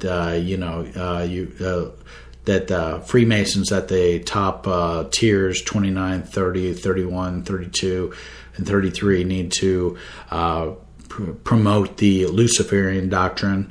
He was known to be a Confederate general during the Civil War, who became the probably one of the most quoted people in Freemasonry, he had what people referred to as a Luciferian amulet that in the Masonic lore, they said that if he touched or rubbed this amulet that he carried, that Lucifer would appear. So he was supposed to have direct contact with Lucifer. He is supposed to be involved with the Illuminati, bringing the Freemasons as the little global builders of the Luciferian New World Order into place. And he's also to have had what was interesting is a dream that was a Luciferian inspired channel type dream, a kind of a roadmap for what was to come in the next century, and from the late 1800s through the early 21st century now. Basically, we have seen the culmination of what has occurred with his dreams. So I'm going to touch on this article. It was supposed to have existed at one time, and now it's disappeared, which just means it just got archived by the Freemasons somewhere so that they could just hide it from the public view. It says Albert Pike received a vision, which he described in a letter that he wrote to Mazzini. Mazzini is another one of these Illuminati elites that was connected with Italy. This letter graphically outlined plans for 3 world wars that were seen as necessary to bring about the one world order. And we can marvel at how accurately it has predicted events that have already taken place. So this is the Luciferian plan book that was given to Pike by Lucifer. It's commonly believed of fallacy that for a short time the Pike letter to Mazzini was on display in British Museum Library and History, and it was copied by William Guy Garr, former intelligence officer. Okay, the British Library has confirmed in writing to me that such a document has never been in their possession. Then you have to ask the question, do Freemasons lie? Yes, they lie all the time. It's part of Freemasonry. So you can't believe anything that a Freemason or Freemason-run institutions say. They're just liars, and they'll never tell you. Says the First World War must be brought about in order to permit the Illuminati to overthrow the power of the czars in Russia and on making that country a fortress of atheistic communism. The divergences caused by the agents of the Illuminati between the British and Germanic empires will be used to foment this war. At the end of the war, communism will be built and used in order to destroy the other governments and in order to weaken the religions. So here you got Lucifer basically dictating to Pike, to Mazzini, that communism is a Luciferian agenda to promote atheism, to destroy the other religions. And so you start getting, and it's very easy that if you study Marx and communism and Marxism, there's plenty of evidence that he was a Luciferian, and the communists always go out and kill the priests and kill everybody, and then they send them they send new priests out that are state-trained priests to who are controlled by the state, and they teach the population their Marxist Christianity, which is just garbage. And so that's what's in place in any of these communist countries that have any orthodox churches. Students of history will recognize the political alliances of England on one side and Germany on the other, forged between 1871 and 1898 by Otto von Bismarck, co-conspirator of Albert Pike, were instrumental in bringing about the First World War. Bismarck is also known for the guy who had the altar of Pergamum that had the German archaeologists bring it back and set it up in Berlin. So Satan's seat, or the altar of Zeus, was brought back for Bismarck. The Second World War must be fomented by taking advantage of the differences between fascists and the political Zionists. This war must be brought about so that Nazism is destroyed and that political Zionism be strong enough to institute a sovereign state of Israel and Palestine. During the Second World War, international communism must become strong enough in order to balance Christendom, which would be then restrained and held in check until the time when we would need it for the final social cataclysm. Okay? So we got two world wars. We got one to knock off Russia and get communism going, and we got communism. Basically communism coming into a strong power to counter Christianity, and then for the World War III, basically to destroy Christianity. So it says, after the Second World War, communism was made strong enough to begin taking over weaker governments. In 1945, at Potsdam Conference between Truman, Churchill, and Stalin, a large portion of Europe was simply handed over to Russia, and on the other side of the world, the aftermath of the war with Japan helped to sweep the tide of communism into China. So see, we're spreading atheism across the globe. This is the Luciferian agenda. We got a communist in the White House right now, just more of the Luciferian agenda.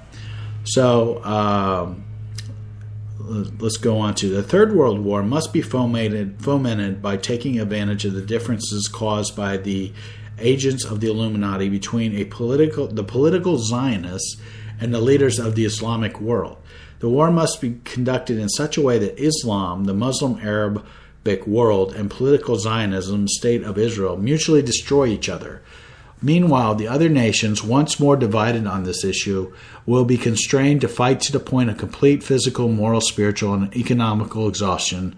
And we shall unleash the nihilists and the atheists, and we shall provoke a formidable social cataclysm which in all its horror will show clearly to the nations the effect of absolute atheism, origin of savagery, and of the most bloody turmoil. Then everywhere the citizens, obliged to defend themselves against a world minority of revolutionaries, will exterminate those destroyers of civilization and the multitude disillusioned with Christianity, whose deistic spirits will from that moment be without compass or direction, anxious for an ideal, but without knowing where to render its adoration, will receive, here we go, the true light through the universal manifestation of the pure doctrine of Lucifer, brought finally out into public view. This is what we've been seeing. This is what I've been reporting on, is that I'm seeing Luciferian doctrine coming out in everything, everywhere. All the kids' cartoons, all the kids' movies, and I'll follow up with a kid-focused show, but on the Luciferian doctrines that are saturating all the children's programming and the teens programming. This manifestation will result from the general reactionary movement, which will follow the destruction of Christianity and atheism, both conquered and exterminated at the same time. Since the terrorist attacks of September 11, 2001, world events, and in particular in the Middle East, show a growing unrest and instability between modern Zionism and the Arabic world.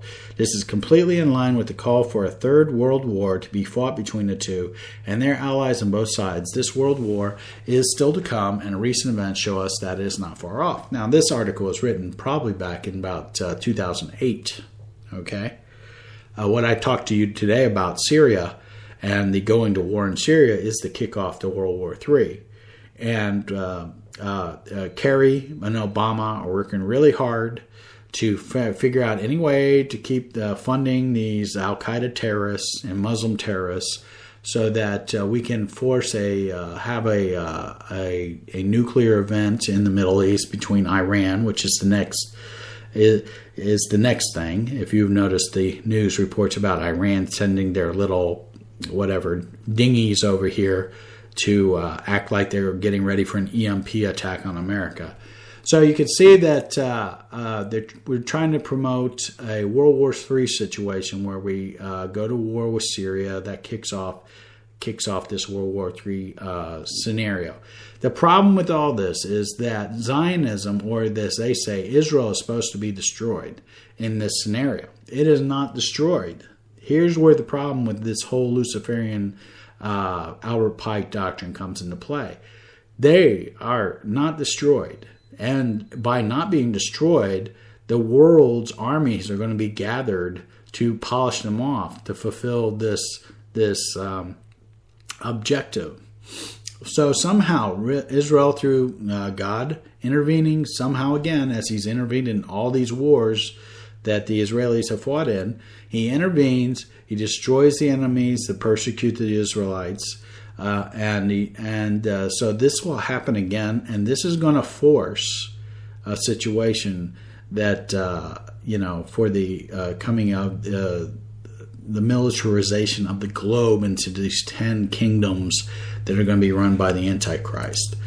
I wanted to I've been holding off on this because I didn't want to get into it because a lot of people were talking about the Super Bowl. The Super Bowl and the Grammys and the use of magic in the public. What I wanted to just touch on here is that I have extensive articles on this material, and I'm trying to not get into all of it because there are so many layers of magic in the Super Bowl. I'm trying to. I will give you a reference for, and I'll just give a synopsis of what's going on with this. The Super Bowl ceremony. The Super Bowl ceremony, and I'll simplify it, basically was by Bruno Mars. It was not as occultic in outward appearances as it has been in the past. But the problem with the Super Bowl is that there is so much layering of subliminal information that it definitely shows that we're going to war. That the predominant word that went across to everybody was to prepare. So I'm just going to read a little bit of Reb Now's breakdown on the Bruno Mars. It's excellent. It's a very excellent in-depth article. I didn't want to read the whole thing to you, but it's interesting to me that it basically touches on a lot of what we were saying. It says that the Super Bowl was a military showcase, and even the soundtrack was authentic military bands complete with French horns. They showed you baby-faced soldiers and even a World War II veteran in order to imprint the full spectrum of military soldiers into the psyche. All of this was carefully planned under the cover of football. They even flew Apache and Chinook helicopters over MetLife Stadium. If you were not in awe over this, you simply needed to see the face of Peyton Manning as he witnessed the majesty of the air power. Next, a haggard and aged Kurt Russell announced the terms with a narrative of masculine accolades and true grit resumes of each team's strengths. Next, the Seahawks win the coin toss and decide to kick the Denver Broncos. From the first snap, the Denver Broncos began to unravel. What he discusses in here is that the way that he gets into all the stuff that the Illuminati work as far as Kabbalistic and astrological magic, and talking about why the focus on the Denver Broncos. The Denver Broncos were heavily favored to win. Way over 80% to win. And he basically gets into that the odds were stacked against the Broncos because of a Kabbalistic magic that was used during this halftime show, during the whole show, not the halftime show, but during the whole layout of this Super Bowl, that they had been expected to be betted on heavily, and that the Illuminati were using the white horse of the Denver Broncos to do a ritual. So it says, let's segue into the halftime show of Bruno Mars and Red Hot Chili Peppers. This was a halftime show with reduced occult calories in terms of symbols. It was definitely less filling on the occult symbol side of the fence. In fact, the director of the show, Hamish Hamilton, appeared to have chickened out. With Super Bowl 47, he had to simmer down with Beyonce's performance and use a sleight of hand with the occult symbols. Because if you blinked in Super Bowl 47, you probably missed them. The Bruno Mars performance was a watered-down occult performance. According to the rules of the occult ritual, they still must evoke symbolically the target in the heavens and insert the themes, including color, needed to resonate in the spell. Remember, the music allows the spell to be preached into the subconscious of the listeners. And parents have known this forever, that music is used by the Luciferians to promote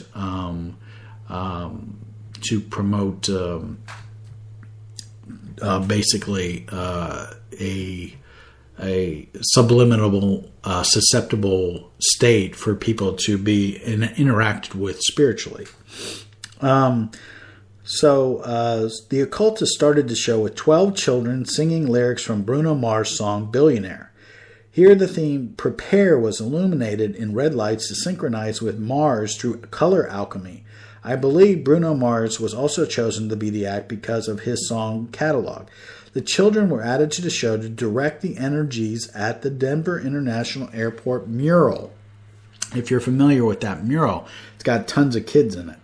Perhaps to invoke the mural themes in the collective conscious. Remember, Katy Perry evoked the Dark Horse in her Grammy performance. The Dark Horse is represented at the Denver International Airport as a creepy statue. If you look at the entrance of Denver International Airport, it will have a white horse with a red eyes. And there's no reason to have such a creepy thing there. By using the multinational children, the halftime show was able to synchronize the DNA mural of the kids wrapped in a ribbon with the words peace on it. Remember why Mars was evoked. It has a dual theme energy, peace and destruction. Does this sound familiar? This is exactly what 1 Thessalonians 5:3 says it will happen. It is as if the dark forces have no other choice but to operate within the parameters of prophecy. So the children played their role in the evocation by resonating with the DNA and ringing the bell of prepare for peace. Okay? Now this got into what I was talking about with the people visiting, the visit of the Pope to Israel. This gets into what we're talking about with Obama talking to King Abdullah of Jordan, that Jordan is being brought on board by paying off Abdullah by $1 billion to become the launching pad into Syria, a ground launching force site for Syria. That is what's coming up in the next several weeks. If you witness the news, you will see stories. You'll see that these guys are there to train the Jordanians or something along those lines. Whatever. They're just going to use the same Vietnam garbage again, where they had the trainers in there to train folks. So let's see. Above the children's head and behind them, people were placed with flashlights to create a star pattern. How is this for evidence? There was an overture made to communicate with specific star constellation or constellations in the spell. I have been telling people this since I made this connection in Super Bowl 47. This is truly a binding and loosing spell reminiscent of Matthew 18:18. Basically talking about whatever you bind in heaven is bound on earth, and whatever you loose in heaven is loosed on earth. This is the power given to those who understand their spiritual warfare. The closest I get to a match is the Draco constellation, but this is only by inversing it. So this is not a perfect match. It is imperative that this star pattern be matched because it will tell a story. As the children completed their role in the ritual, the fireworks were used to evoke a symbol in the heavens. It was one which I discussed in my post Super Bowl 48, the Stars and Bruno Mars, and my prediction that the Seahawks would win, although they were underdogs in the spirit world winner of Super Bowl 48. So he basically this author has extensive background and training with studying the occult and how the stars alignments and things like that are used. That's why I'm drawing on him. He is a Christian. He's a really neat guy to talk to, and I've contacted him and talked with him before. But he comes out with some really good stuff. So this is interesting. The color of the fireworks were carefully chosen to mimic the exact color of wheat. They also were configured in a way to burst into the shape of wheat sheaves. So if you know what a wheat sheaf looks like, when you wrap the center of it and how it looks at the top, that's how these fireworks were configured. So we had these fireworks looking like wheat firing into the air. Mission accomplished there, folks. The wheat was now bound on the earth and loosed in the heavens. This was done very cleverly because those who don't know, let's see. Okay, and he quotes the John 12:24, the verse, "Very verily I say unto you, except a corn of wheat fall into the ground and die, it abideth alone. But if it die, it bringeth forth much fruit. He that loveth his life shall lose it, and he that hateth his life in this world shall keep it unto life eternal. If any man serve me, let him follow me, and where I am, there shall also my servant be. If any man serve me, him will my Father honor." Now the wheat was an important direct object in the parables told by Christ, and this is his connection to the wheat. The wheat referred to has a heavenly counterpart. This is what they're using with Hermetic magic, as above, so below. So they said that. Okay, so he's saying here that we can easily segue into who makes up the wheat. Christ makes reference. That would be the 12 tribes. What are the chances 12 would be a recurring theme throughout Super Bowl 12? And 12 given credit for the destruction of the white horse. Do not the 12 tribes make up the wheat? And so it says, next, Bruno Mars drummed in the intro to Locked Out of Heaven wearing a gold blazer. I was going to give him a shout out. But it says, Bruno Mars evoked sexual energy right after children left the stage, showing us there are no moral boundaries anymore. And then he gets into talking about the gold blazer was there to synchronize the Golden Star Gate. So this is the old Egyptian magic of the silver gates and the golden gates. It's why we have a Golden Gate Bridge and all this kind of junk. It's all Freemason symbolism that implements the magic of the pharaohs from the mystery schools. So, let's see. The light show was relied upon again as the symbol constructor in conjunction with video screens. And it basically, his synopsis is, it says, peace will be birthed by fire. All of the pieces are there to invoke this outcome. The Red Hot Chili Peppers were there to harvest sexual energy. Their lead guitarist danced around in silver jacket under the silver stargate, while their shirtless bassist Flea wore red pants and danced around under the red lights. This color alchemy component to evoke and resonate with Mars. The performance coalesced into returning and displaying and connecting with the armed forces. Again, so this is getting into, he's laying out here that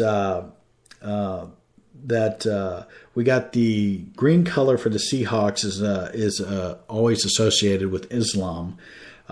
We got let's see. Let me see. I'll whittle this down for you a little bit. Basically, it's he's getting into the whole wrapping it up into a nutshell. Is that he's saying that they are binding and loosing the spirits to have an outcome that a peace will come about through warfare or fire, so that you need to prepare because war is coming to the Middle East is basically the point that he's alluding to here, that with the military emphasis and the military being emphasized through this whole thing, and that peace is going to come through war. So then he finishes up with which I think is pretty interesting about the MVP, because how do you choose MVPs for football? He says, finally, we have a strange twist of fate with the MVP of Super Bowl 48. The Seahawks quarterback had a quarterback passing rating of over 126 and played a flawless game. He is an outspoken believer in Jesus Christ and promoted Christ in many televised appearances. Yet he was snubbed, and the honor was bestowed upon Malcolm Smith, the linebacker who intercepted Peyton Manning and returned it for a touchdown. He later was interviewed wearing a shirt with an illuminated pyramid with an all-seeing eye, and it was encircled by Ouroboros. This symbolized completion in the realm of time. What's also interesting, if you didn't notice that shirt, is if you look at the shoulders and all that, it's camouflage also. So we got military, we got Illuminati, we got Ouroboros, all this garbage. So they're just these shows are nothing more than them to do a magical act on the whole population watching it. Let's see. So basically, what we're gathering here is that we're going to go to war in Syria. It was promoted in the Super Bowl that there will be a military action that would lead to peace. And so we got John Kerry with his usual lying through his teeth thing that we want to save the Syrian people garbage. We got King Abdullah being paid off to be the launching ground for a military operation out of Jordan. We got everybody is poised to go to war now. So this is, we're at February 18th. Probably take them about a couple weeks, 2 to 3 weeks to get this all revved up in the media to where we got Iran doing goofy things by sending out ships. So let's see. So we'll have to see. The time is very short. We got major military operation about to go down, and we got our poor military guys are going to be used in this event. Then we got a pope coming in May. Is he going to sign some kind of a peace deal?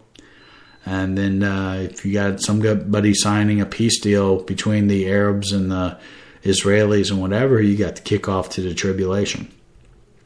So that's where we are. We're really down to just weeks and months, if not hours. I mean, who knows? So I'll get back with you on this coming Friday, and we'll pick up from there.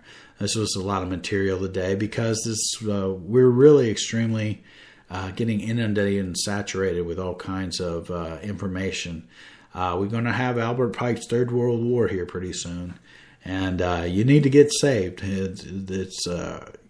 There's not many chances left. I mean, when the stuff hits the fan, things will move so fast and furious that we won't know what's up and down.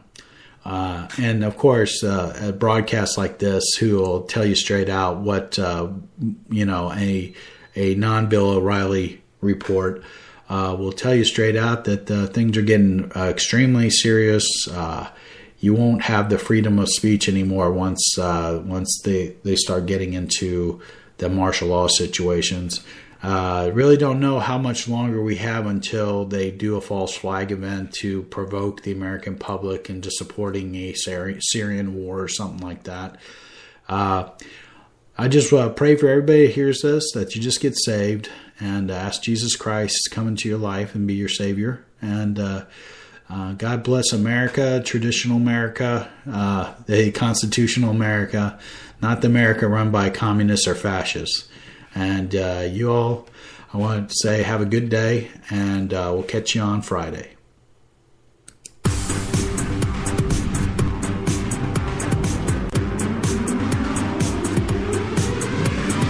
freedomtalkradio.co.uk. This is the most diverse, most amazing, one of the funniest radio stations you could ever listen to on the internet. I've heard so much stuff from the ups, the downs, the lefts, the rights, the politics, the non-politics, the schmalitics, whatever you want to call them. It's great.